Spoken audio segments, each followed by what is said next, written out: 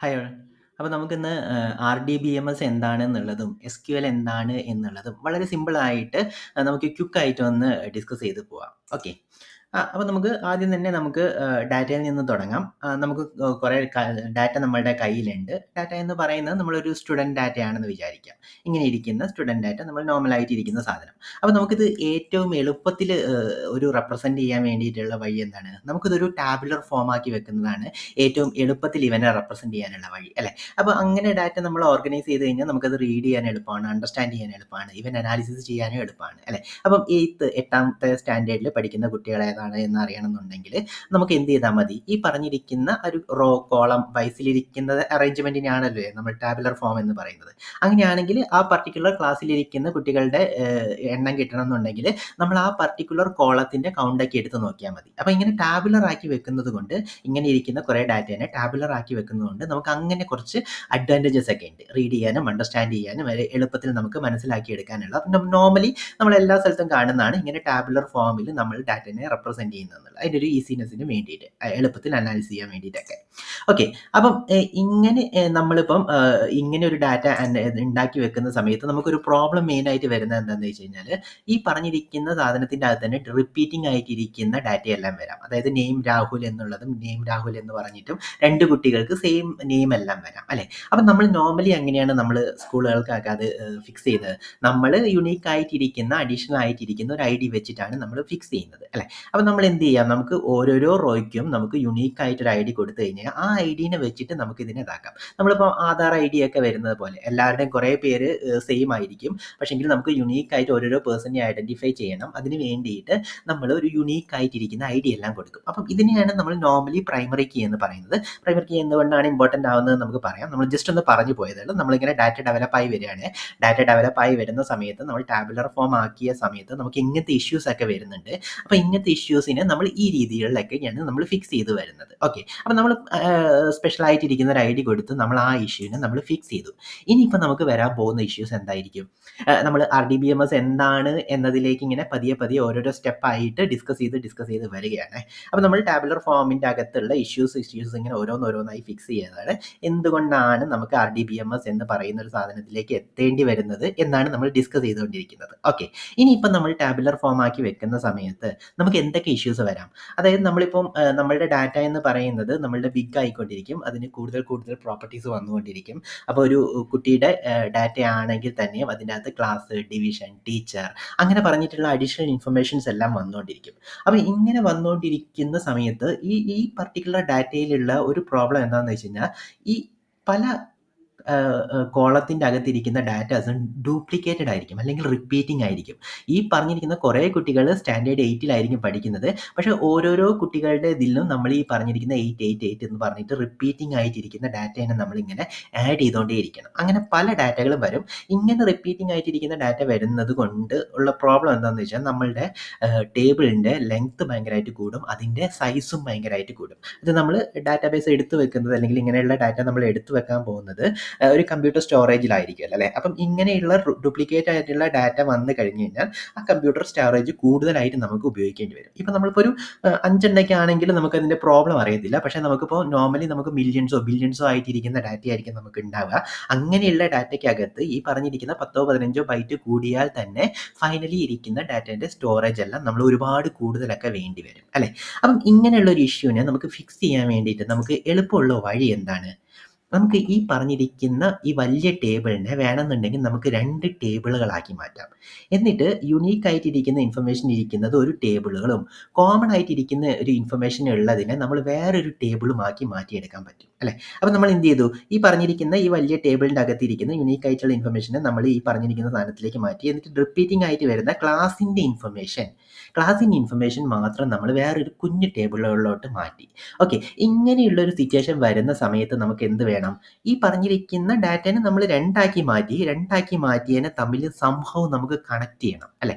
ഒരു data മറ്റേതായിട്ട് connect ചെയ്താലല്ലേ നമുക്കത് useful ആക്കി വെക്കാൻ പറ്റുള്ളൂ. ഇത് ഇവൻ്റെ കൂടി പാർട്ടാണ് എന്ന് നമുക്ക് ഒരു കണക്ഷൻ അവിടെ കൊടുക്കേണ്ടതുണ്ട്. അപ്പം അങ്ങനെ കണക്ഷൻ കൊടുക്കണം. അല്ലെങ്കിൽ നമുക്ക് കുറച്ചും കൂടി RDBMSൻ്റെ ടൈമിലോട്ട് വരികയാണെങ്കിൽ നമുക്ക് പറയാം, അവിടെ നമുക്കൊരു റിലേഷൻ ഉണ്ടാക്കി എടുക്കേണ്ടതുണ്ട്. അപ്പം നമ്മളുടെ സൗകര്യത്തിന് വേണ്ടിയിട്ട് ഡ്യൂപ്ലിക്കേഷൻ ഒഴിവാക്കാൻ വേണ്ടിയിട്ട് നമ്മൾ 2 ടേബിളുകളാക്കി മാറ്റി. വലിയൊരു ടേബിളിനെ 2 ടേബിളുകളാക്കി മാറ്റി. ആ 2 ടേബിളുകളും സെയിം ഡാറ്റ ആയതുകൊണ്ട് റിലേറ്റഡ് ആയിട്ടിരിക്കുന്ന ഡാറ്റ ആയതുകൊണ്ട് അതിനെ ഒന്ന് കണക്ട് ചെയ്യേണ്ട ആവശ്യമുണ്ട്. അല്ലേ? അതായത് ഇപ്പം നമ്മൾ രാഹുൽ എന്ന് പറയുന്ന കുട്ടിയുടെ ഇൻഫർമേഷൻ വന്ന് ചോദിച്ചു കഴിഞ്ഞാൽ ഇത്രയും രാഹുൽ ഏജ് 13 ജെൻഡർ ആണ്, ഡേറ്റ് ഓഫ് ബർത്ത് ഇതാണ്. അത് കഴിഞ്ഞിട്ട് കുറച്ചും കൂടി ഇൻഫർമേഷൻ ഉണ്ട്. അതായത് ഏത് ക്ലാസ്സിലാണ്, ഡിവിഷനാണ്, ടീച്ചർ ഏതാണ് എന്നുള്ളത്. അങ്ങനെയാണെങ്കിൽ നമുക്ക് എന്ത് ചെയ്യാം? നമുക്ക് ഈ പറഞ്ഞിരിക്കുന്ന സാധനത്തിൻ്റെ അകത്ത് നമുക്ക് പ്രൈമറി കീ നമ്മൾ ഡിസ്കസ് ചെയ്തിരുന്നു. അതേപോലെ തന്നെ ഇതിൻ്റെ അകത്ത് ഒരു ഐഡി കാണും. ആ ഐഡി എടുത്തിട്ട് നമുക്ക് ഈ ടേബിളുകളിൽ എടുത്ത് വെക്കാം. അങ്ങനെയാണെങ്കിൽ നമുക്ക് അവിടെ ഒരു കണക്ഷനായി. അല്ലെങ്കിൽ ഈ രണ്ട് റോയിനെയും തമ്മിൽ നമുക്കൊന്ന് റിലേറ്റ് ചെയ്യാൻ പറ്റി. അങ്ങനെയാണ് നമ്മൾ നോർമലി ഈ പറഞ്ഞിരിക്കുന്ന 2 ടേബിളുകളാക്കുന്ന സമയത്ത് ഇതേപോലെയുള്ള ഒരു ഐഡി, യുണീക്ക് ആയിട്ടുള്ള ഒരു ഐഡി വച്ചിട്ട് നമ്മൾ ഈ 2 ടേബിളുകളെയും തമ്മിൽ കൂട്ടി യോജിപ്പിക്കേണ്ട കാര്യമുണ്ട്. ഇപ്പം എന്തായി? ഇപ്പം രാഹുൽ 13 വയസ്സ്, മെയിൽ, ഡേറ്റ് ഓഫ് ബർത്ത് ഇതാണ്. അത് കഴിഞ്ഞിട്ട് ക്ലാസ് ID 1. അങ്ങനെയാണെങ്കിൽ ഇവൻ അറിയാം അത് അടുത്ത ടേബിളിലാണ് ഇരിക്കുന്നത്. ആ ടേബിളിൻ്റെ അകത്തിരിക്കുന്ന ഫസ്റ്റ് ഐറ്റത്തിൻ്റെ അകത്തേക്ക് പോയിട്ട് 8ാം ക്ലാസ്സിലാണ്, ഡിവിഷൻ A ആണ്, ടീച്ചർ ലതയാണ് എന്ന് പറഞ്ഞിട്ടുള്ള ഒരു ഇൻഫർമേഷൻ, കംപ്ലീറ്റ് ഇൻഫർമേഷൻ ആയി. അപ്പം നമുക്ക് 2 ടേബിളുകളാക്കുന്ന ഒരു അഡ്വാൻറ്റേജും കിട്ടി. പകരം എന്ത് ചെയ്തു? ഇവിടെ ഈ പറഞ്ഞിരിക്കുന്ന ഡാറ്റനെ കണക്ട് ചെയ്ത് ഒറ്റ ഡാറ്റയാക്കി മാറ്റിയെടുക്കാനും നമുക്ക് പറ്റി. രണ്ടും നമുക്ക് അച്ചീവ് ചെയ്യാൻ പറ്റി. ഇങ്ങനെ ഒരു റിലേഷൻ കൂടി കൊടുക്കുന്നത്. ഇതിവിടെ ഈ പറഞ്ഞിരിക്കുന്ന ID 4 ഉള്ള രാഹുലിൻ്റെ ആണെങ്കിൽ ഇങ്ങനെ വന്നു. ക്ലാസ് ID 2 ആണ്. അപ്പോൾ ഇവൻ ആ രണ്ടാമത്തെ ടേബിളിലോട്ട്, ക്ലാസ്സിൻ്റെ ഇൻഫർമേഷൻ ഉള്ള രണ്ടാമത്തെ ടേബിളിലോട്ട് പോകും. അതിൻ്റെ അകത്തിരിക്കുന്ന ID എന്ന് പറയുന്നത് 2 ആണ്. അങ്ങനെയാണ് രണ്ടാമത്തെ ടേബിളിലോട്ട് പോകും. ഈ പറഞ്ഞിരിക്കുന്ന ഇൻഫർമേഷൻ ആയിരിക്കും ഈ പറഞ്ഞിരിക്കുന്ന രാഹുലിൻ്റെ ഫുൾ നിന്ന്. അപ്പം നമുക്കൊരു റോയിലിരിക്കുന്ന ആ കുട്ടിയുടെ ഫുൾ ഇൻഫർമേഷനും കിട്ടി. പകരം നമുക്ക് എന്ത് പറ്റി? ഇവിടെ നമുക്ക് 8 എന്ന് പറയുന്നത് ഒരു തവണ സേവ് ചെയ്ത് വെച്ചാൽ മതി. നമ്മൾ കഴിഞ്ഞ എക്സാമ്പിൾ നമ്മൾ നോക്കിയിരുന്നല്ലേ, ടേബിൾ ഒറ്റയായിരുന്ന സമയത്ത് ഈ പറഞ്ഞിരിക്കുന്ന 3 കുട്ടികൾക്ക് നമ്മൾ 8A ലത എന്ന് പറയുന്നത് റിപ്പീറ്റ് ആയി വരുന്നു. അതിന് പകരം നമുക്ക് ഒരു സാധനം മാത്രം എടുത്ത് വെച്ചിരുന്നാൽ മതി. ഇങ്ങനെ നമ്മൾ ഡ്യൂപ്ലിക്കേറ്റ് ആയിട്ടിരിക്കുന്ന ഡാറ്റനെ അവോയ്ഡ് ചെയ്തു. ഡ്യൂപ്ലിക്കേറ്റ് ആയിട്ടിരിക്കുന്ന ഡാറ്റനെ അവോയ്ഡ് ചെയ്ത് കഴിഞ്ഞാൽ നമുക്ക് കുറേ സ്റ്റോറേജ് സ്പേസ് നമുക്ക് ലാഭിക്കാനും പറ്റി. അപ്പം നമ്മളിങ്ങനെ 2 ടേബിളുകളാക്കുന്ന വെക്കുന്നത് കൊണ്ട് നമുക്ക് അങ്ങനെ ഒരു അഡ്വാൻറ്റേജ് കിട്ടി. ഓക്കെ, അപ്പം നമ്മളിപ്പം അങ്ങനെ ഒരു അഡ്വാൻറ്റേജ് കിട്ടി. അപ്പം ഈ ഡാറ്റേനെ നമുക്ക് എന്ത് പറയാം? റിലേഷണൽ ഡാറ്റ എന്ന് നമുക്ക് പറയാം. നമ്മൾ RDBMS എന്ന് പറയുന്ന ആ ടേം ഉണ്ടല്ലോ അല്ലേ, റിലേഷണൽ ഡാറ്റാബേസ് മാനേജ്മെൻറ്റ് സിസ്റ്റം എന്ന് പറയുന്ന ആ സാധനത്തിൻ്റെ അകത്തേക്ക് ഇരിക്കുന്ന 2 RD എന്ന് പറയുന്ന ആ 2 എണ്ണത്തിൻ്റെ ഡെഫിനിഷനിലോട്ട് നമ്മൾ എത്തി. റിലേഷണൽ ഡാറ്റ എന്ന് പറയുന്നത് ഇങ്ങനെ ഇരിക്കുന്ന ഡാറ്റ തന്നെയാണ്. ഡിഫറെൻറ്റ് ഡാറ്റകൾ, അതിനെ നമ്മൾ ഒരു പർട്ടിക്കുലർ കീ വെച്ചിട്ട് കണക്ട് ചെയ്ത് റിലേറ്റ് ചെയ്തിട്ട് ഉണ്ടാക്കിയിരിക്കുന്ന ഐഡിയാണ്. ഇത് എല്ലാം അങ്ങോട്ടും ഇങ്ങോട്ടും റിലേറ്റഡ് ആയിട്ടിരിക്കുന്ന ഡാറ്റയാണ്. പക്ഷേങ്കിൽ ഇതേപോലെയുള്ള ഡ്യൂപ്ലിക്കേഷനും അങ്ങനെയുള്ള കാര്യങ്ങളെല്ലാം ഒഴിവാക്കാൻ വേണ്ടി നമ്മൾ സെപ്പറേറ്റ് യൂണിറ്റ് ആക്കി വെച്ചു. പക്ഷേങ്കിൽ ഇത് റിലേറ്റഡ് ആയിട്ടിരിക്കുന്ന ഡാറ്റയാണ്. അത് ഒരു കുട്ടിയുടെ ഇൻഫർമേഷൻ ആണ് അല്ലേ. ഈ പറഞ്ഞിരിക്കുന്നതിൻ്റെ അകത്തിരിക്കുന്നത് ഒരു കുട്ടിയുടെ ഇൻഫർമേഷൻ ആണ്, റിലേറ്റഡ് ആയിട്ടിരിക്കുന്ന ഡാറ്റയാണ്. അതിനെ നമ്മൾ ഈ പറഞ്ഞിരിക്കുന്ന ഒരു ID വെച്ചിട്ട് നമ്മൾ കണക്ട് ചെയ്തു. അപ്പം നമ്മൾ ഒരു ടേബിളിൻ്റെ അകത്ത് യുണീക്ക് ആയിട്ടിരിക്കുന്ന ഐഡിനെ നമ്മൾ പ്രൈമറി കീ എന്ന് പറഞ്ഞിരുന്നു. അതേപോലെ ഈ കണക്ട് ചെയ്യാൻ വേണ്ടിയിട്ട് നമ്മൾ ഈ ക്ലാസ്സിൽ ഉപയോഗിക്കുന്ന ഈ ഐഡിനെ നമ്മൾ നോർമലി ഫോറിൻ കീ എന്നാണ് പറയുന്നത്. അതായത് ഇങ്ങോട്ടുള്ള കണക്ഷൻ സാധ്യമാക്കുന്ന ആ പറഞ്ഞിരിക്കുന്ന ID, അത് ഇതിൻ്റെ അകത്ത് വരുമ്പോൾ ഫോറിൻ കീ ആണ്, ഇതിൻ്റെ അകത്ത് അത് പ്രൈമറി കീയോ അല്ലെങ്കിൽ യുണീക്കായിട്ട് ഐഡൻറ്റിഫൈ ചെയ്യാനുള്ള ഒരു ഇൻഫർമേഷനോ ആയിരിക്കും. ഓക്കെ, ഇനിയിപ്പം അപ്പം നമുക്ക് ഡാറ്റയൊക്കെ എടുക്കാൻ പറ്റി. ഇനിയിപ്പം നമ്മളുടെ വേറൊരു കാര്യം, വളരെ ഇമ്പോർട്ടൻ്റ് ആയിട്ടിരിക്കുന്ന ഒരു ടേമാണ് നോർമലൈസേഷൻ എന്ന് പറയുന്നത്. ഇങ്ങനെ ഒരു വലിയ ഡാറ്റേനെ നമ്മളുടെ സൗകര്യത്തിനനുസരിച്ചിട്ട് കൊച്ചു ഇൻഡിപെൻഡൻ്റ് ആയിട്ടിരിക്കുന്ന ടേബിളുകളാക്കി മാറ്റുന്ന, വലിയൊരു ടേബിളിനെ കുഞ്ഞു ഇൻഡിപെൻഡൻ്റ് ആയിട്ടിരിക്കുന്ന ടേബിളുകളാക്കി മാറ്റുന്ന ഈ പ്രോസസ്സിനെയാണ് നമ്മൾ നോർമലൈസേഷൻ എന്ന് പറയുന്നത്. നോർമലൈസേഷൻ കൊണ്ട് നമുക്ക് ഇതേപോലെയുള്ള ഡ്യൂപ്ലിക്കേറ്റ് ഡാറ്റയെല്ലാം ഒഴിവാക്കിയെടുക്കാൻ നമുക്ക് പറ്റും. അങ്ങനെയുള്ള ഒരു ഡ്യൂപ്ലിക്കേറ്റ് ഡാറ്റ ഒഴിവാക്കുന്നതുകൊണ്ട് നമുക്ക് സ്റ്റോറേജ് മാത്രമല്ല നമുക്കിവിടെ അഡ്വാൻറ്റേജ് വരുന്നത്, പല അഡ്വാൻറ്റേജസ് വരുന്നുണ്ട്. ഞാൻ ജസ്റ്റ് ഒന്ന് ആ പറഞ്ഞിരിക്കുന്ന അഡ്വാൻറ്റേജ് വന്നു ഡിഫറെൻറ്റ് ടേബിളുകളാക്കുന്നതിൻ്റെ ഒരു അഡ്വാൻറ്റേജ് പറയാൻ വേണ്ടി മാത്രമാണ് ഡ്യൂപ്ലിക്കേറ്റ് പറഞ്ഞത്. മൾട്ടിപ്പിൾ അഡ്വാൻറ്റേജ് ഉണ്ട്. ഇനിയിപ്പോൾ ഒരു അഡ്വാൻറ്റേജ്, വേറൊരു അഡ്വാൻറ്റേജ് നോക്കി കഴിഞ്ഞ് കഴിഞ്ഞാൽ, നമ്മളിപ്പം 8 എന്ന് പറയുന്ന ക്ലാസ്, അതിൻ്റെ അകത്തിരിക്കുന്ന ടീച്ചർ മാറി എന്ന് വിചാരിക്കാം. അങ്ങനെ മാറിക്കഴിഞ്ഞ് കഴിഞ്ഞാൽ നിങ്ങൾക്ക് ആ പേര് ഇവിടെ ഒന്ന് അപ്ഡേറ്റ് ചെയ്താൽ മാത്രം മതി. ഇപ്പം നമ്മൾ നേരത്തെ നമ്മൾ ഈ പറഞ്ഞിരിക്കുന്ന ഡാറ്റ എല്ലാം കൂടി ഒരു സിംഗിൾ ടേബിളിലായിരുന്ന സിറ്റുവേഷൻ ഉണ്ടല്ലോ അല്ലേ? ആ സമയത്താണ് ടീച്ചർ മാറിയിരുന്നതെങ്കിൽ നമ്മൾ ഈ റോ അപ്ഡേറ്റ് ചെയ്യണം, ഈ റോ അപ്ഡേറ്റ് ചെയ്യണം, ഈ റോ അപ്ഡേറ്റ് ചെയ്യണം അല്ലേ? ഈ ലത എന്ന് പറയുന്ന എല്ലാ റോയിലും പോയിട്ട് നമ്മൾ ഈ പറഞ്ഞിരിക്കുന്ന പുതിയ ടീച്ചറെ പേര് ആഡ് ചെയ്യണമായിരുന്നു. പക്ഷെങ്കിൽ നമ്മളിപ്പം ഇങ്ങനെ ഡിവൈഡ് ചെയ്ത് വെച്ചത് കൊണ്ട് ക്ലാസ് എന്ന് പറയുന്നത് ഒരു ഇൻഡിപെൻഡൻറ്റ് യൂണിറ്റ് ആയതുകൊണ്ട് നമുക്കൊരു സിംഗിൾ കോളത്തിൻ്റെ അകത്തുള്ള ഡാറ്റ മാത്രം മാറ്റിയാൽ മതി. അത് ഓട്ടോമാറ്റിക് ആയിട്ട് ഇവരെല്ലാവരും ആ ലത എന്ന് പറയുന്ന ഇൻഫർമേഷനെ ഡയറക്റ്റ് ആയിട്ട് ഇതാക്കുന്നില്ല, പകരം ഒരു റിലേഷൻഷിപ്പ് മാത്രമേ ഇവിടെയുള്ളൂ. ആ റിലേഷൻഷിപ്പ് മാറുന്നില്ല. മാറാത്തിടത്തോളം കാലം ഈ ഏത് ഇൻഫർമേഷൻ ചേഞ്ച് ചെയ്ത് കഴിഞ്ഞാലും നമുക്കൊരു സിംഗിൾ റോയിൽ ഇരിക്കുന്ന ഒരു സിംഗിൾ കോളം മാത്രം അപ്ഡേറ്റ് ചെയ്താൽ മതി. അങ്ങനെ ഒരു വലിയ അഡ്വാൻറ്റേജ് ഉണ്ട്. നിങ്ങളിപ്പോൾ ഒരു മില്യൺസ് ഓഫ് ഇരിക്കുന്ന ഡാറ്റ ആണെങ്കിൽ നിങ്ങൾക്ക് എന്ത് ചെയ്താൽ മതി? മില്യൺസ് ഓഫ് റെക്കോർഡ്സ് നിങ്ങൾ മോഡിഫൈ ചെയ്യേണ്ട കാര്യമില്ല. ഒരു സിംഗിൾ റെക്കോർഡ് മോഡിഫൈ ചെയ്താൽ തന്നെ എല്ലാത്തിലും അത് റിഫ്ലക്റ്റ് ആയി വരും എന്ന് പറയുന്ന ഒരു അഡ്വാൻറ്റേജ് അല്ലേ? അപ്പം ഇങ്ങനെയുള്ള പല അഡ്വാൻറ്റേജസും നമ്മൾ ഈ വലിയ ടേബിളിനെ കുഞ്ഞു കുഞ്ഞു ടേബിളുകളാക്കി മാറ്റുന്നത് കൊണ്ട് നമുക്ക് കിട്ടും. ഓക്കെ, അപ്പോൾ റിലേഷണൽ ഡാറ്റയുടെ അല്ലെങ്കിൽ ഈ പറഞ്ഞിരിക്കുന്ന നോർമലൈസ് ചെയ്ത് വച്ചിരിക്കുന്ന ഡാറ്റയുടെ അഡ്വാൻറ്റേജസ് അതൊക്കെയാണ്. ഓക്കെ, അപ്പോൾ നമ്മൾ ഇനിയിപ്പം RDBMS അല്ലെങ്കിൽ ഡാറ്റാബേസ് മാനേജ്മെൻറ്റ് സിസ്റ്റം എന്താണെന്ന് നോക്കാം. ഓക്കെ, അപ്പോൾ നമ്മുടെ റിലേഷൻ ആയിട്ടിരിക്കുന്ന ഒരു ഡാറ്റയുണ്ട്. ആ റിലേഷൻ ആയിട്ടിരിക്കുന്ന ഡാറ്റനെ എടുത്ത് വെച്ചിരിക്കുന്നതിനെ നമുക്ക് റിലേഷണൽ ഡാറ്റാബേസ് എന്ന് പറയാം. ഒരു ഡാറ്റ എടുത്ത് വെച്ചിരിക്കുന്ന കമ്പ്യൂട്ടറിൽ ഓർഗനൈസ് ചെയ്ത് എടുത്ത് വെച്ചിരിക്കുന്നതിനെയാണ് നമ്മൾ ഡാറ്റാബേസ് എന്ന് പറയുന്നത്. ഇങ്ങനെയുള്ള റിലേഷണൽ ടേബിളുകളാക്കി എടുത്ത് വെച്ചിരിക്കുന്നതിനെ നമുക്ക് റിലേഷണൽ ഡാറ്റാബേസ് എന്ന് പറയാം. അപ്പം നമുക്ക് റിലേഷണൽ ഡാറ്റാബേസ് ഉണ്ട്. അപ്പം നമ്മളുടെ ഒരു ആപ്ലിക്കേഷന് ഈ പറഞ്ഞിരിക്കുന്ന ഡാറ്റനെ ആക്സസ് ചെയ്യണം അല്ലേ? ഇപ്പോൾ രാഹുലിൻ്റെ ഡീറ്റെയിൽസ് ആണ് നമുക്ക് ഡിസ്പ്ലേ ചെയ്യേണ്ടതെങ്കിൽ നമ്മുടെ ആപ്ലിക്കേഷൻ ഈ റിലേഷണൽ ഡാറ്റാബേസിൻ്റെ അടുത്ത് ചോദിക്കണം, ഇത്രയും രാഹുലിൻ്റെ ഇൻഫർമേഷൻ തരൂ എന്ന് പറഞ്ഞിട്ട് അല്ലേ? നമ്മുടെ ഡാറ്റ എടുത്ത് വെക്കുന്നത് നമ്മുടെ ഒരു ആപ്ലിക്കേഷന് വേണ്ടി പ്രോസസ്സ് ചെയ്യാൻ വേണ്ടിയിട്ടാണല്ലോ അല്ലേ? അപ്പോൾ പ്രോസസ്സ് ചെയ്യുമ്പോൾ നമ്മളത് റീഡ് ചെയ്യേണ്ടി വരും, റൈറ്റ് ചെയ്യേണ്ടി വരും, അങ്ങനെയുള്ള പല ഓപ്പറേഷൻസും നമ്മൾ ചെയ്യേണ്ടി വരും. അപ്പം ഇത് ഫൈനലി ഇരിക്കുന്നത് ഡിസ്കിൻ്റെ അകത്തിരിക്കുന്ന ഒരു സ്റ്റോറേജിൻ്റെ അകത്താണ്. അപ്പം ഈ സ്റ്റോറേജിൻ്റെ അകത്ത് നിന്ന് ഈ ഡാറ്റ എടുത്ത് നമുക്ക് തരാൻ വേണ്ടിയിട്ട് നമുക്കൊരു സ്പെഷ്യൽ സോഫ്റ്റ്വെയർ വേണം. അങ്ങനെയുള്ള സോഫ്റ്റ്വെയറുകളെയാണ് നമ്മൾ DBMS എന്ന് പറയുന്നത്, ഡാറ്റാബേസ് മാനേജ്മെൻറ്റ് സിസ്റ്റം എന്ന് പറയുന്നത്. ഈ ഡാറ്റാബേസ് ഉണ്ട്, ആ ഡാറ്റാബേസിനെ മാനേജ് ചെയ്യുന്ന സിസ്റ്റംസ് ആണ് ഡാറ്റാബേസ് മാനേജ്മെൻറ്റ് സിസ്റ്റം എന്ന് പറയുന്നത്. അങ്ങനെയുള്ള ഡാറ്റാബേസ് മാനേജ്മെൻറ്റ് സിസ്റ്റത്തിൻ്റെ അകത്തേക്ക് നമുക്ക് അവൻ കുറച്ച് ഇൻ്റർഫേസുകൾ തന്നിട്ടുണ്ടാവും. ആ ഇൻ്റർഫേസുകൾ വിളിച്ചിട്ട് നമുക്ക് അവൻ്റെ അടുത്ത് ചോദിച്ചു കഴിഞ്ഞാൽ അവൻ ഇൻറ്റേർണലി ഈ പറഞ്ഞിരിക്കുന്ന ഡാറ്റാനെ എല്ലാം എടുത്തിട്ട് നമുക്ക് ഈസിലി പ്രോസസ്സ് ചെയ്യാൻ പറ്റുന്ന രീതിയിൽ എടുത്തു തരും.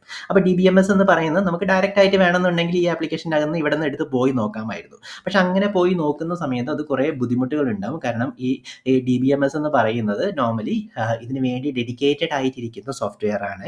ഡെഡിക്കേറ്റഡ് ആയിട്ടിരിക്കുന്ന സോഫ്റ്റ്വെയർ ആയതുകൊണ്ട് അതിനെ കുറേ കൂടി എഫിഷ്യൻ്റ് ആയിട്ടും കുറച്ചും കൂടി സെക്യൂർ ആയിട്ടും എല്ലാം മാനേജ് ചെയ്യാൻ വേണ്ടിയിട്ട് അവർക്ക് പറ്റും. അപ്പം അങ്ങനെയുള്ള മാനേജ് ചെയ്യുന്നതും കോൺഫിഗർ ചെയ്യുന്നതും സെക്യൂർ ആയിട്ട് പെർഫോമൻസും അങ്ങനെയുള്ള കാര്യങ്ങളെല്ലാം ഈ പറഞ്ഞിരിക്കുന്ന ആപ്ലിക്കേഷൻ മാനേജ് ചെയ്യണമായിരുന്നു ഇവർ ഡയറക്റ്റ് ആയിട്ട് റീഡ് ചെയ്യുന്നതെങ്കിൽ. ഇപ്പം എന്ത് ചെയ്താൽ മതി? ഈ ആപ്ലിക്കേഷന് ഇവനെ ഇതാക്കിയാൽ മതി, ബാക്കിയുള്ള കാര്യങ്ങളെല്ലാം അതായത് സ്പെഷ്യലൈസ്ഡ് ആയിട്ടുള്ള കാര്യങ്ങളെല്ലാം അവൻ ഹാൻഡിൽ ചെയ്തോളും. അപ്പം നോർമലി നമ്മൾ ഇതേപോലെയുള്ള ഒരു ഡാറ്റാബേസ് മാനേജ്മെൻറ്റ് സിസ്റ്റത്തിന് യൂസ് ചെയ്തിട്ടാണ് നമ്മൾ റിലേഷണൽ ഡാറ്റാബേസിന് റീഡ് ചെയ്യുന്നത്. അപ്പം ഈ റിലേഷണൽ ഡാറ്റാബേസിന് റീഡ് ചെയ്യാൻ അല്ലെങ്കിൽ അതിനെ മാനേജ് ചെയ്യാൻ വേണ്ടിയിട്ടുള്ള സോഫ്റ്റ്വെയറുകളാണ് ശരിക്കും പറഞ്ഞു കഴിഞ്ഞാൽ DBMS അല്ലെങ്കിൽ റിലേഷണൽ ഡാറ്റാബേസ് മാനേജ്മെൻറ്റ് സിസ്റ്റം എന്ന് പറയുന്നത്. നമ്മൾ ഒരുപാട് അങ്ങനെയുള്ള സാധനങ്ങൾ നിങ്ങൾ ഫെമിലിയർ ആയിട്ടുണ്ടാകും. MySQLും PostgreSQLും MySQL സെർവറും എല്ലാം ഇതേപോലെയുള്ള DBMS ആണ്, ഡാറ്റാബേസ് മാനേജ്മെൻറ്റ് സിസ്റ്റമാണ്. ഈ പറഞ്ഞിരിക്കുന്ന സാധനങ്ങളെല്ലാം റിലേഷണൽ ഡാറ്റാബേസിനെ ഹാൻഡിൽ ചെയ്യാനുള്ള സാധനമാണ്. അതുകൊണ്ട് വേണമെന്നുണ്ടെങ്കിൽ നമുക്ക് ഇവനെ എല്ലാവരെയും റിലേഷണൽ ഡാറ്റാബേസ് മാനേജ്മെൻറ്റ് സിസ്റ്റം അല്ലെങ്കിൽ RDBMS എന്ന് വിളിക്കാം. ഓക്കെ, അപ്പോൾ ക്ലിയർ ആണെന്ന് വിചാരിക്കുന്നു. നമ്മൾ ഡാറ്റ വന്നു, ഡാറ്റയ്ക്കകത്ത് നിന്ന് നമ്മൾക്ക് ഡ്യൂപ്ലിക്കേഷനും അങ്ങനെയുള്ള കാര്യങ്ങളെല്ലാം ഒഴിവാക്കാൻ വേണ്ടിയിട്ട് നമ്മൾ അതിനെ ഡിവൈഡ് ചെയ്ത സമയത്ത് നമുക്ക് ആ ഡിവൈഡ് ചെയ്ത സാധനങ്ങളെ സംഭവം നമുക്ക് കണക്ട് ചെയ്തു. റിലേഷൻ ആയിട്ടിരിക്കുന്ന ഡാറ്റയാണ് നമ്മൾ അവിടെ റെപ്രസെൻറ്റ് ചെയ്തിരിക്കുന്നത്. നമ്മൾ അതിനെ കണക്ട് ചെയ്തു. അങ്ങനെ കണക്ട് ചെയ്ത് വെച്ചിരിക്കുന്ന ഡാറ്റയെ നമുക്ക് റിലേഷണൽ ഡാറ്റ എന്ന് പറയാം. റിലേഷണൽ ഡാറ്റ എടുത്തു വെച്ചിരിക്കുന്ന ഡാറ്റാബേസിന് റിലേഷണൽ ഡാറ്റാബേസ് എന്ന് പറയാം. അതിനെ ഹാൻഡിൽ ചെയ്യാൻ വേണ്ടിയിട്ട് നമുക്കൊരു സ്പെഷ്യൽ സോഫ്റ്റ്വെയർ വേണം, അതിനെ മാനേജ് ചെയ്യാൻ വേണ്ടിയിട്ട്. അങ്ങനെയുള്ള സോഫ്റ്റ്വെയർസിനെയാണ് നമ്മൾ DBMS എന്ന് പറയുന്നത്. ഇതേപോലെ റിലേഷണൽ ഡാറ്റാബേസിനെ ഹാൻഡിൽ ചെയ്യുന്ന DBMSകളെ നമുക്ക് റിലേഷണൽ ഡാറ്റാബേസ് മാനേജ്മെൻറ്റ് സിസ്റ്റം എന്ന് പറയാം. അങ്ങനെയുള്ള എക്സാമ്പിൾസ് ആണ് MySQL, PostgreSQLും SQL സെർവറും എല്ലാം. ക്ലിയർ ആണെന്ന് വിചാരിക്കുന്നു ആ പോയിന്റ്. ഓക്കെ, ഇനി നമുക്ക് SQLലോട്ട് വരാം. ഓക്കെ. ഇനിയിപ്പോൾ നമ്മളിപ്പം ഇങ്ങനെയുള്ള സാധനങ്ങളുണ്ട്. നമ്മൾ ആക്സസ് ചെയ്യണം. നമുക്ക് വേണേൽ പോസ്റ്റ്ഗ്രെസ് യൂസ് ചെയ്യാം, MySQL യൂസ് ചെയ്യാം, അല്ലെങ്കിൽ SQL സെർവർ യൂസ് ചെയ്യാം. നമ്മളുടെ ഡാറ്റ എടുത്ത് വെക്കാം. ഇതേപോലെ ടേബിളുകളാക്കി എടുത്ത് വെക്കാം. അപ്പോൾ ഇങ്ങനെ എടുത്ത് വെക്കുന്ന സമയത്ത് ഒരു വേണമെന്നുണ്ടെങ്കിൽ നമുക്ക് വേറൊരു എക്സാമ്പിൾ വെച്ചിട്ടൊന്ന് കമ്പയർ ചെയ്യാം. നമ്മളിപ്പോൾ ഒരു ട്രാഫിക് ഉണ്ടല്ലോ അല്ലേ? പല രാജ്യങ്ങളിലും നമുക്ക് പല പല ട്രാഫിക് സിഗ്നൽസും ഉണ്ട്. അപ്പം ഇങ്ങനെയുള്ള സാധനങ്ങളെല്ലാം ഒരു ഒരേപോലെ ഇരിക്കുകയാണെന്ന് വിചാരിക്കാം. അതായത് ഇപ്പം colour scheme red, yellow, green. അപ്പോൾ റെഡ് ആണെങ്കിൽ സ്റ്റോപ്പ് ചെയ്യണം എന്നുള്ളത്, അല്ലെങ്കിൽ അതിൻ്റെ ഒരു വാർണിംഗ് സൈൻ ആണ് എന്ന് നമുക്ക് കോമൺ ആയിട്ട് സ്റ്റാൻഡേർഡ് ആയിട്ട് അറിയാമെങ്കിൽ നമ്മൾ ഒരു രാജ്യത്ത് നിന്ന് വേറൊരു രാജ്യത്തേക്ക് പോയി കഴിഞ്ഞ് കഴിഞ്ഞാൽ നമുക്കിത് വളരെ സിമ്പിളായിട്ട് മനസ്സിലാവും. കാരണം നമുക്ക് എന്തറിയാം, നമുക്ക് ഈ റെഡ് എന്ന് പറയുന്നത് അല്ലെങ്കിൽ ഈ പർട്ടിക്കുലർ സിഗ്നൽ എന്ന് പറയുന്നത് സെയിം ആണ് എന്നറിയാവുന്നതുകൊണ്ട് നമുക്ക് അവിടെ ഒരു ലേണിംഗ് കർവ് അല്ലെങ്കിൽ സെപ്പറേറ്റ് ആയിട്ട് പഠിച്ചെടുക്കേണ്ട സിറ്റുവേഷൻ ഒന്നുമില്ല. ഒരു രാജ്യം വേറെ രാജ്യത്തോട്ട് പോകുന്ന സമയത്തും അവിടെയും അതേ സാധനം തന്നെയാണ് ഇരിക്കുന്നതെങ്കിൽ നമുക്ക് എളുപ്പമാണ് അല്ലേ? അതായത് ഇതേപോലെ ഒരു സ്റ്റാൻഡർഡൈസ്ഡ് ആയിട്ടിരിക്കുന്ന രീതിയിലാണ് ഇതെല്ലാം ഈ പറഞ്ഞിരിക്കുന്ന എല്ലാ ട്രാഫിക് സിഗ്നലുകളും ഇരിക്കുന്നതെങ്കിൽ നമുക്ക് ലൈഫ് കുറച്ചും കൂടെ എളുപ്പമായിരിക്കും. നമുക്ക് അവിടെ ഒരു അഡീഷണൽ ആയിട്ടിരിക്കുന്ന ഒരു ലേണിംഗ് കർവ് നമുക്ക് ആവശ്യമുണ്ടാവത്തില്ല. ഇതേ കാര്യം തന്നെയാണ് ഇവിടെ വരുമ്പോൾ നമുക്ക് ഡാറ്റ ആക്സസ് ചെയ്യണം. ഡാറ്റ ആക്സസ് ചെയ്യാൻ വേണ്ടിയിട്ട് ഈ പറഞ്ഞിരിക്കുന്ന പോസ്റ്റ്ഗ്രെസ് SQLൻ്റെ അടുത്ത് നമ്മൾ ചോദിക്കേണ്ടതുണ്ട്, ഈ രാഹുലിൻ്റെ ഡാറ്റ തരൂ എന്ന് പറഞ്ഞിട്ട് നമ്മൾ ചോദിക്കേണ്ടതുണ്ട്. അപ്പം ഈ ചോദിക്കുന്ന ആ ഒരു മെത്തേഡ് ഉണ്ടല്ലോ അല്ലേ, ആ മെത്തേഡ് ഒരു കോമൺ സ്റ്റാൻഡേർഡ് രൂപത്തിലാണെങ്കിൽ നിങ്ങൾക്ക് പോസ്റ്റ്ഗ്രെസ് SQL പഠിച്ചു കഴിഞ്ഞ് കഴിഞ്ഞാൽ നിങ്ങൾക്ക് അതേ നോളേജ് വെച്ചിട്ട് തന്നെ MySQLും ചെയ്യാമായിരുന്നു, SQL സെർവറും ചെയ്യാമായിരുന്നു. അങ്ങനെയുള്ള സ്റ്റാൻഡേർഡൈസ്ഡ് ആയിട്ടുള്ള ഒരു വേ ഉണ്ടായിരുന്നു എങ്കിൽ അല്ലേ, നമ്മൾ ട്രാഫിക് സിഗ്നലിൻ്റെ അതേ രീതികളിൽ തന്നെ അങ്ങനെ ഇരിക്കുന്ന ഒരു സ്റ്റാൻഡേർഡൈസ് ആയിട്ടിരിക്കുന്ന ഈ പറഞ്ഞിരിക്കുന്ന RDBMSനോട് നമുക്ക് ഡാറ്റ ചോദിക്കാൻ വേണ്ടിയിട്ടിരിക്കുന്ന ഒരു കോമൺ ആയിട്ടിരിക്കുന്ന സ്റ്റാൻഡേർഡ് ആയിട്ടിരിക്കുന്ന ഒരു ലാംഗ്വേജ് ആണ് SQL അല്ലെങ്കിൽ സ്ട്രക്ചേർഡ് ക്വറി ലാംഗ്വേജ് എന്ന് പറയുന്നത്. ഓക്കെ. അപ്പോൾ അതെന്ന് പറയുന്നത് സ്റ്റാൻഡേർഡ് ആണ്. നിങ്ങളിപ്പം ആ സ്റ്റാൻഡേർഡിന് ഇംപ്ലിമെൻറ്റ് ചെയ്തിരിക്കുന്ന ആരായിരിക്കും? പോസ്റ്റ്ഗ്രെസ് SQL ആയിരിക്കും. അപ്പോൾ പോസ്റ്റ്ഗ്രെസ് SQL ഈ പറഞ്ഞിരിക്കുന്ന SQL ബേസ്ഡ് ആയിട്ടിരിക്കുന്ന ഒരു ഡാറ്റാബേസ് മാനേജ്മെൻറ്റ് സിസ്റ്റമാണ് എന്ന് പറഞ്ഞു കഴിഞ്ഞാൽ SQL എന്ന് പറയുന്ന സാധനം കുറച്ച് കാര്യങ്ങൾ ഡിഫൈൻ ചെയ്ത് വെച്ചിട്ടുണ്ട്. നമ്മൾ നേരത്തെ ട്രാഫിക് സിഗ്നലിൻ്റെ അകത്ത് റെഡ് എന്ന് പറയുന്ന കളറ് അപായത്തിനെയോ അല്ലെങ്കിൽ സ്റ്റോപ്പിനെയോ ഇതാക്കാനാണ് ഉള്ളത് എന്നുള്ളത് ഡിഫൈൻ ചെയ്ത് വെച്ചിരിക്കുകയാണല്ലോ അല്ലേ? അതേപോലെ തന്നെ SQL എന്താ ചെയ്തിരിക്കുന്നത്? ഒരു കാര്യം ഡിഫൈൻ ചെയ്ത് വെച്ചിരിക്കുകയാണ്. അതായത് നിങ്ങൾ ഈ ടേബിളിൻ്റെ അകത്ത് നിന്ന് ഒരാളുടെ ഇൻഫർമേഷൻ വേണമെന്നുണ്ടെങ്കിൽ ഈ പറഞ്ഞിരിക്കുന്ന രീതികളിൽ ചോദിക്കൂ. ആ പറഞ്ഞിരിക്കുന്ന രീതിയാണ് എന്ത്? Select star from student where student ID = 1. ഈ രീതിയിൽ ചോദിക്കൂ. ഇങ്ങനെ ഒരു ടെക്സ്റ്റ് നിങ്ങൾ ചോദിച്ചു കഴിഞ്ഞ് കഴിഞ്ഞാൽ നിങ്ങൾക്ക് തരും എന്ന് പറഞ്ഞിട്ട് അവൻ ഡിഫൈൻ ചെയ്ത് വെച്ചിരിക്കുന്ന ഈ പറഞ്ഞിരിക്കുന്ന സെലക്ട് അല്ലെങ്കിൽ സ്റ്റാർ ഫ്രം വേർ എന്നതൊക്കെ SQL ഡിഫൈൻ ചെയ്ത് വെച്ചിരിക്കുന്നതാണ്. അപ്പം ആ രീതികളിൽ ഇരിക്കുന്ന ലാംഗ്വേജ് അല്ലെങ്കിൽ ആ രീതികളിൽ ഇരിക്കുന്ന സ്ട്രിങ്ങുകളെ നമുക്ക് വേണമെന്നുണ്ടെങ്കിൽ അതിനെ ക്വറി എന്ന് പറയാം. അങ്ങനെയുള്ള ക്വറീനെ നിങ്ങൾ പോസ്റ്റ്ഗ്രെസിൻ്റെ അടുത്ത് ചോദിച്ചു കഴിഞ്ഞാലും MySQLൻ്റെ അടുത്ത് ചോദിച്ചു കഴിഞ്ഞാലും SQL സെർവറിൻ്റെ അടുത്ത് ചോദിച്ചു കഴിഞ്ഞ് കഴിഞ്ഞാലും നിങ്ങൾക്ക് സെയിം കൈൻഡ് ഓഫ് ഇരിക്കുന്ന റിസൾട്ട് ആയിരിക്കും അവൻ തിരിച്ചു തരുന്നത്. അല്ലെങ്കിൽ ഇങ്ങനെ ഒരു സാധനം വന്നു കഴിഞ്ഞ് കഴിഞ്ഞാൽ ഇങ്ങനെ ചെയ്യണം എന്ന് SQL ഡിഫൈൻ ചെയ്ത് വെച്ചിട്ടുണ്ട്. ആ SQLനെ ബേസ് ചെയ്തിട്ടാണ് ഈ ഡാറ്റാബേസ് മാനേജ്മെൻറ്റ് സിസ്റ്റംസ് എല്ലാം ഉണ്ടാക്കിയിരിക്കുന്നത്. അങ്ങനെയാണെങ്കിൽ അവൻ അങ്ങനെ ചോദിച്ചു കഴിഞ്ഞാൽ ഈ സെയിം റിസൾട്ട് ആയിരിക്കും ഇവർ 3 പേരും തരുന്നത്. അങ്ങനെയുള്ള ഒരു സ്റ്റാൻഡേർഡാണ്. ഇതേപോലെ കാര്യങ്ങൾ ചോദിക്കാൻ വേണ്ടിയിട്ട് SQL പല രീതികളിൽ ഇരിക്കുന്ന സ്റ്റാൻഡേർഡ് ആയിട്ടിരിക്കുന്ന ടെക്സ്റ്റുകളെ ഡിഫൈൻ ചെയ്ത് വെച്ചിട്ടുണ്ട് ഒരു പ്രോസസ്സിന്. അതായത് സെലക്ട്, ഇൻസേർട്ട്, അപ്ഡേറ്റ് എന്നൊക്കെ പറഞ്ഞിട്ട് ജോയിൻസ് അങ്ങനെയൊക്കെ പറഞ്ഞിട്ടിരിക്കുന്ന പല കാര്യങ്ങളും ഇതാക്കിയിട്ടുണ്ട്. അതെല്ലാവരും ഇവർക്ക് എല്ലാവർക്കും അറിയുന്ന ലാംഗ്വേജാണ്. ഇവർക്ക് എല്ലാവർക്കും ഇത് അറിഞ്ഞത് കൊണ്ട് നമുക്ക് യൂസേഴ്സിന് എന്താണ് ഗുണമുള്ളത്? നിങ്ങൾക്ക് പോസ്റ്റ്ഗ്രെസ് SQLൻ്റെ അകത്ത് കാര്യങ്ങൾ ചെയ്യാൻ വേണ്ടിയിട്ട് നിങ്ങളൊരു SQL പഠിച്ചു കഴിഞ്ഞ് കഴിഞ്ഞാൽ സെയിം SQL തന്നെ സെയിം ലാംഗ്വേജ് തന്നെ നിങ്ങൾക്ക് MySQLൻ്റെ അടുത്തും അല്ലെങ്കിൽ സെയിം നോളേജ് തന്നെ നമുക്ക് MySQLൻ്റെ അടുത്ത് ഈ പറഞ്ഞിരിക്കുന്ന കാര്യങ്ങൾ ചെയ്തെടുക്കാൻ വേണ്ടിയിട്ടും യൂസ് ചെയ്യാൻ പറ്റും. സെയിം സാധനം തന്നെ SQL സെർവറിൻ്റെ അകത്ത് യൂസ് ചെയ്യാൻ പറ്റും. അതായത് ഇതേപോലെയുള്ള SQL പോലെയുള്ള ഒരു കോമൺ ആയിട്ടിരിക്കുന്ന സ്റ്റാൻഡേർഡ് ഉള്ളത് കൊണ്ട് നമുക്ക് അങ്ങനെയുള്ള ഗുണങ്ങൾ, നമുക്ക് ലേണിംഗ് കർവ് പിന്നെ ഉണ്ടാവില്ല. ഒരു സ്ഥലത്ത് പോയിട്ട് തന്നെ നമുക്ക് എളുപ്പത്തിൽ നിങ്ങൾക്ക് ട്രാഫിക്കിൻ്റെ അകത്ത് ആലോചിച്ചെടുക്കാൻ പറ്റുന്നുണ്ടല്ലോ അല്ലേ? നമുക്ക് അതേപോലെയുള്ള സിഗ്നലാണെങ്കിൽ നമ്മൾ വേറെ രാജ്യത്ത് പോകുമ്പോൾ നമുക്ക് വളരെ എളുപ്പമായിരിക്കും. അതേപോലെ തന്നെയാണ് ഒരു പോസ്റ്റ്ഗ്രെസ് SQL യൂസ് ചെയ്ത് കഴിഞ്ഞ് കഴിഞ്ഞാൽ നമുക്ക് മൈഗ്രേറ്റ് ചെയ്യണം, വേറെ ഒരു ഡാറ്റാബേസ് ഡാറ്റാബേസിൻ്റെ അകത്തേക്കോ വേറൊരു പ്രോജക്റ്റ് ചെയ്യണമെന്നുണ്ടെങ്കിൽ പോസ്റ്റ്ഗ്രെസിൻ്റെ അകത്ത് ഉണ്ടാക്കിയിരിക്കുന്ന അതേ നോളജ് വെച്ചിട്ട് തന്നെ നമുക്ക് MySQL യൂസ് ചെയ്യാം. കാരണം എന്താണ്, രണ്ടുപേരും ഫോളോ ചെയ്യുന്നത് SQL എന്ന് പറഞ്ഞിട്ടിരിക്കുന്ന സ്റ്റാൻഡേർഡിനെയാണ്. ഓക്കെ, അതാണ് ഇവിടെ ഒരു ഗുണമുള്ളത്. ബേസിക്കലി ഈ പറഞ്ഞിരിക്കുന്ന ലാംഗ്വേജസ് ഒക്കെ ഉണ്ടാകുന്നതിന് മുന്നേ SQL ഉണ്ടായിട്ടുണ്ട്. 1970s എങ്ങാനും IBM അങ്ങാണ് SQL ഉണ്ടാക്കിയത്. ലേറ്ററാണ് ഈ പോസ്റ്റ്ഗ്രെസും MySQL ഒക്കെ വന്നത്. അപ്പോൾ വന്ന സമയത്തും അവരും ഈ പറഞ്ഞിരിക്കുന്ന SQL എന്ന് പറഞ്ഞിട്ടിരിക്കുന്ന ലാംഗ്വേജിനെ ഫോളോ ചെയ്യുകയാണ് ചെയ്തത്. ലേറ്റർ അത് ANSI ആയാലും ISO ആയാലും അതിനൊരു സ്റ്റാൻഡർഡൈസ് ചെയ്തിട്ടുണ്ട്. ഇപ്പം അതിന് പക്കായിട്ടുള്ള ഒരു സ്റ്റാൻഡേർഡ് ഉണ്ട്, ഇങ്ങനെയൊക്കെയാണ് കാര്യങ്ങൾ ചെയ്യേണ്ടത് എന്ന് പറഞ്ഞിട്ട് ഡിഫൈൻഡ് ആയിട്ടുള്ള ഒരു സ്റ്റാൻഡേർഡ് ഉണ്ട്. അപ്പം ആരെങ്കിലും ഈ പറഞ്ഞിരിക്കുന്ന പുതിയൊരു DBMS ഉണ്ടാക്കുകയാണെങ്കിൽ ഞങ്ങൾ SQL ബേസ്ഡ് ആയിട്ടാണ് ഉണ്ടാക്കുന്നത് എന്ന് പറഞ്ഞു കഴിഞ്ഞാൽ അവർ ഈ പറഞ്ഞിരിക്കുന്ന SQLൻ്റെ അകത്ത് പറഞ്ഞിരിക്കുന്ന റൂൾസ് എല്ലാം ഫോളോ ചെയ്തുകൊണ്ടിരിക്കണം. ചെറിയൊരു ഡിഫറൻസുകൾ എല്ലാ ഡാറ്റാബേസിൻ്റെ അകത്തും ഉണ്ടാകും, പക്ഷേ മെയിൻ ആയിട്ടിരിക്കുന്ന കാര്യങ്ങളെല്ലാം സെയിം ആയിട്ടായിരിക്കും ഉണ്ടാകുന്നത്. ചെറിയ ചെറിയ എക്സ്റ്റൻഷനും അങ്ങനെയുള്ള കാര്യങ്ങളെല്ലാം ഓരോരോ ഡാറ്റാബേസ് എഞ്ചിനിലും ഉണ്ടാകും. ഓക്കെ, അപ്പോൾ ഇതാണ് RDBMS എന്ന് പറയുന്നതും SQL എന്ന് പറയുന്നതും. നിങ്ങൾക്ക് വളരെ നിങ്ങളൊരു ബിഗിനർ ലെവലിൽ ഇരിക്കുന്നതാണെങ്കിൽ എന്താണ് എന്നുള്ളതിൻ്റെ ഒരു റഫ് ആയിട്ട് ഹൈ ലെവലായിട്ടിരിക്കുന്ന ഒരു ഐഡിയ കിട്ടിയിട്ടുണ്ടെന്ന് വിചാരിക്കുന്നു. അപ്പോൾ നമുക്ക് നെക്സ്റ്റ് വീഡിയോയിൽ കാണാം. ബൈ.